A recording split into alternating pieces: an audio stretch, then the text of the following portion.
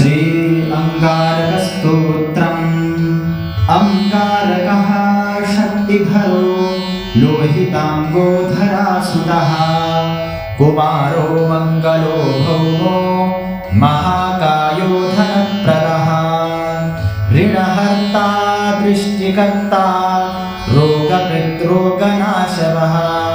विद्युत्प्रभो व्रणकरः कामदो धनरिक्कुजः सामगानप्रियो रक्तवस्त्रो रक्तायतेक्षणः लोहितो रक्तवर्णश्च सर्वकर्मावबोधकः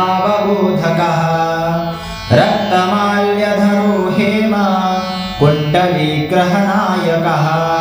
नामान्येतानि भौमस्य यः पठेत् सततं नरः ऋणं तस्य च दौर्भाग्यं दारिद्र्यं च विनश्यति धनं प्राप्नोति विपुलं स्त्रियं चैव मनोरमाम् वंशोद्योतकरं पुत्रं लभते नात्र संशयः योच्चयेदन्नि भौमस्य मङ्गलं बहुपुष्पकैः सर्वं नश्यति पीडा च तस्य ग्रहकृता ध्रुवम् इति श्री अंगारकस्तोत्रम्।